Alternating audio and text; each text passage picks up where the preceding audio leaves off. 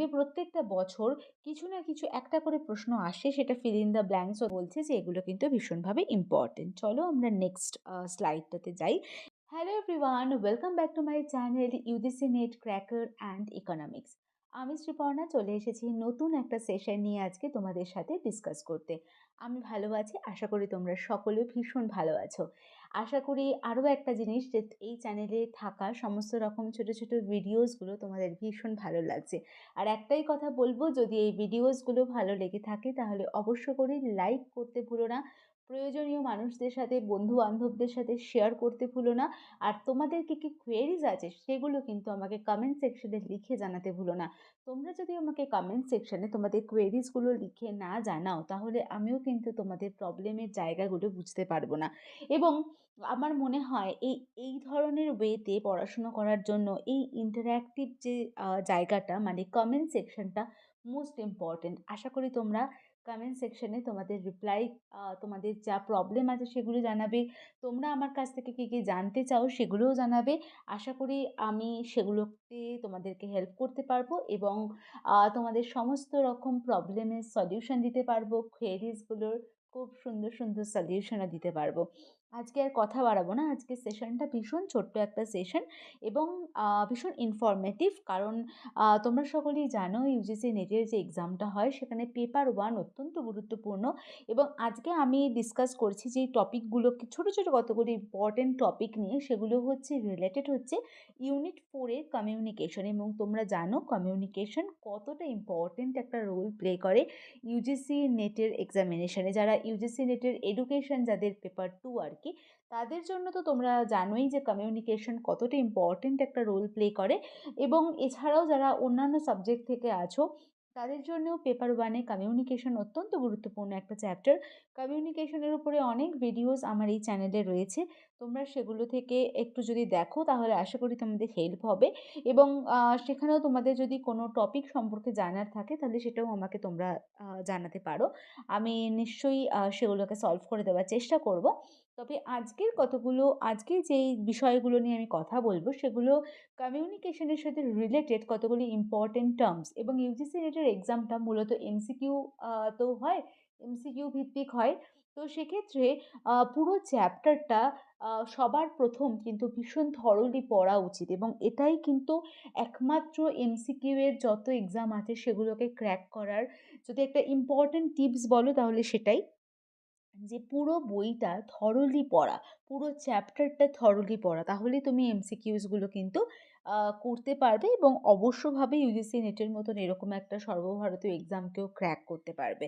তো চলো আমি চলে যাই ডিরেক্টলি সেই ইম্পর্টেন্ট টার্মসগুলোতে। এবার আমি যে টার্মসগুলোকে নিয়ে আজকে কথা বলবো সেগুলোর মধ্যে সবথেকে প্রথমেই যেটা রয়েছে সেটা হচ্ছে সেমিওটিক্স। ওকে, এগুলো না তোমাদের ওই যে ম্যাচিং যেই মানে যে প্রশ্নগুলো থাকে, বা এমসিকিউএস এর মধ্যে তো অনেক সময় থাকে, বাট ম্যাচিংয়ের মধ্যেও অনেক সময় থাকে এই টার্মগুলো। তো এই প্রত্যেকটা টার্মই কিন্তু অত্যন্তভাবে গুরুত্বপূর্ণ। তো চলো আমরা প্রথম যে টার্মটা রয়েছে বা কি বলবো, ইম্পর্টেন্ট যে ওয়ার্ডটা রয়েছে সেটা হচ্ছে সেমিওটিক্স। সেমিওটিক্স বলতে আমরা কি বুঝি? সেমিওটিক্স বেসিক্যালি রিলেটেড হচ্ছে লিঙ্গুইস্টিকের সাথে, ভাষার সাথে, ঠিক আছে? তো এটা হচ্ছে ভাষারই এমন একটা ব্রাঞ্চ যেখানে আমরা স্টাডি করতে পারবো how science are interpreted in different language.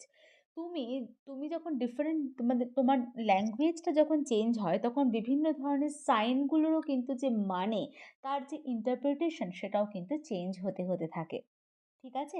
তো এটা এমনই একটা জিনিস নিয়ে পড়াশোনা করা, বা এটা এমন একটা জিনিসের টপিক, সেটা হচ্ছে কিভাবে একটা শব্দের বা একটা ফটোগ্রাফের বা একটা সিম্বল বা সাইনের কি কি ডিফারেন্ট ডিফারেন্ট মিনিং রয়েছে ডিফারেন্ট ডিফারেন্ট ল্যাঙ্গুয়েজে, সেটাই কিন্তু বলে দেয় সেমিওটিক্স। ওকে, এবং সেই বিষয়টাকে নিয়ে যে ধারণা দিচ্ছে, এই পুরো বিষয়টাকে যে টপিক টার্মটা আর কি, সেটার নাম হচ্ছে সেমিওটিক্স। তাহলে বুঝতে পারলে যে এই জিনিসটা হচ্ছে বেসিক্যালি রিলেটেড হচ্ছে যে different science, different words, photographs, different different ল্যাঙ্গুয়েজে, ডিফারেন্ট ডিফারেন্ট জায়গাতে তার একটা আলাদা আলাদা ইন্টারপ্রিটেশন রয়েছে, আলাদা আলাদা একটা তাৎপর্য রয়েছে। সেগুলোকে নিয়ে যেই ব্রাঞ্চটা কথা বলে সেই ব্রাঞ্চটাকে আমরা বলছি সেমিওটিক্স।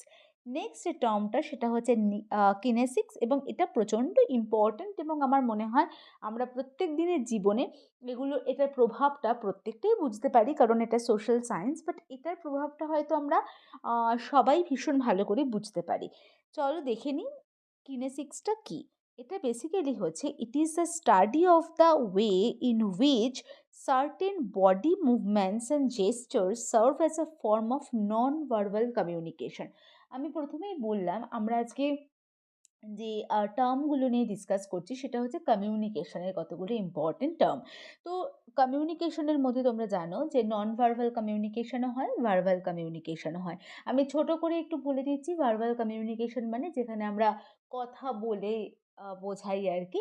আর নন ভার্বাল কমিউনিকেশন হচ্ছে যেখানে কোনো রকম কোনো কথা থাকে না, কমিউনিকেশন করছি আমি তোমার সাথে, বাট সেখানে কোনো রকম কোনো কথা নেই। হয়তো আমি চোখে চোখে ইশারা করে একটা কথা বললাম, বা একটু আমার জেস্চারটাকে চেঞ্জ করে আমি একটা কথা বললাম, তো সেভাবে আমি তোমার সাথে কমিউনিকেট করছি।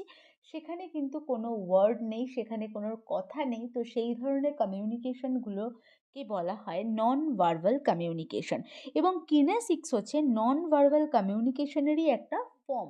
আমরা অনেক সময় আছে বডি মুভমেন্ট করি, আই কন্ট্যাক্ট করে কারোর সাথে কথা বলি, বা বডি ল্যাঙ্গুয়েজ চেঞ্জ করে বুঝিয়ে দিই যে আমি তোমার সম্পর্কে কি ভাবছি, বা তোমার সাথে আমি কিভাবে কমিউনিকেট করতে চাইছি, বা আমার মাঝে মাঝে আমি আমার জেস্চার দিয়ে বুঝিয়ে দিই। তোমাদেরকে একটা খুব ভীষণ সহজ এক্সাম্পল দিচ্ছি, ঠিক আছে, কিনেসিক্সের। সেটা হচ্ছে যে দেখবে একটা ক্লাস যখন চলে আর কি, তো টিচার হয়তো স্টুডেন্টদেরকে কোনো একটা টপিক বোঝাচ্ছেন, সেই সময় বিভিন্ন ধরনের স্টুডেন্ট তো থাকে ক্লাসে।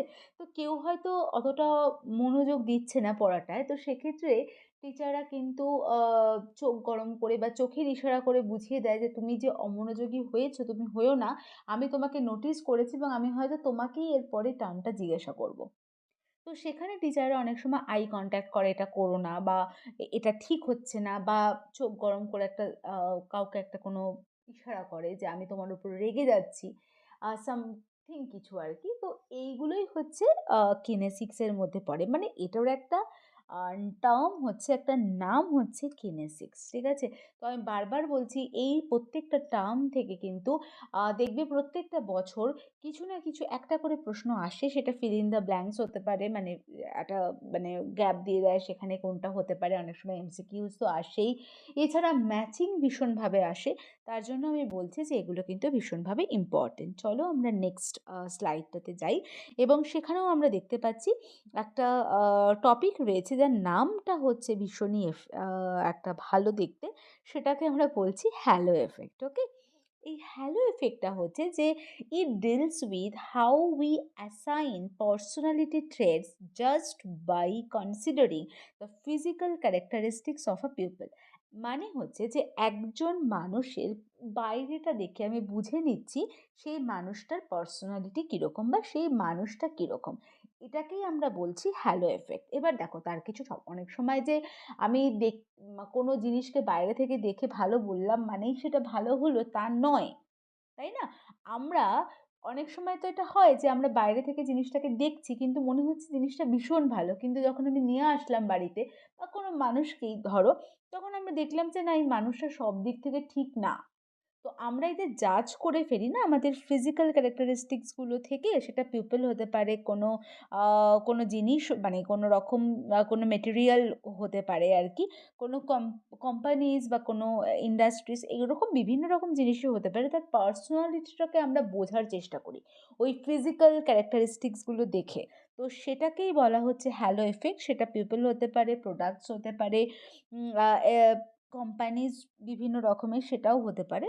আর দেখো, আর পার্সোনালিটি যে ট্রেটস বলছি সেটার পজিটিভও আছে, নেগেটিভও আছে। যেটা আমি প্রথমেই বলছিলাম যে আমি কাউকে দেখে, বাইরে থেকে দেখে মনে হলো মানুষটা ভীষণ ভালো, কিন্তু পরে যখন তার সাথে মিশলাম দেখলাম মানুষটা অতটা ভালো নয়। এটা হচ্ছে একটা নেগেটিভ ব্যাপার। কিন্তু পজিটিভ পার্সোনালিটি ট্রেটস যেটা, যে বাইরে থেকে যদি কোনো মানুষকে আমরা দেখি যে তার ফিজিক্যাল অ্যাপিয়ারেন্সটা ভীষণ ভালো আর কি, তাহলে আমরা খুব সহজেই সেই মানুষগুলোর সাথে অ্যাট্রাক্টেড, মানে অ্যাট্রাকশন ফিল করি। তো ওই একটা জায়গা কিন্তু সবসময় এখানে চলতে থাকে। তো আশা করি তোমরা বুঝতে পারলে যে পজিটিভ পার্সোনালিটি ট্রেটস কোনটা, নেগেটিভ কোনটা।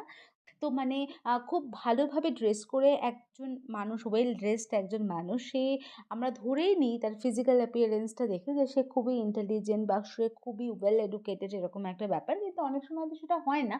কিন্তু বেসিক্যালি ফিজিক্যাল অ্যাপিয়ারেন্স দেখে আমরা সেই লোকটার পার্সোনালিটি ট্রেটসটাকে বুঝতে পারি। সেটা পজিটিভ যখনই হয় তখন অবভিয়াসলি আমরা খুব সহজে অ্যাট্রাক্টেড হয়ে যাই।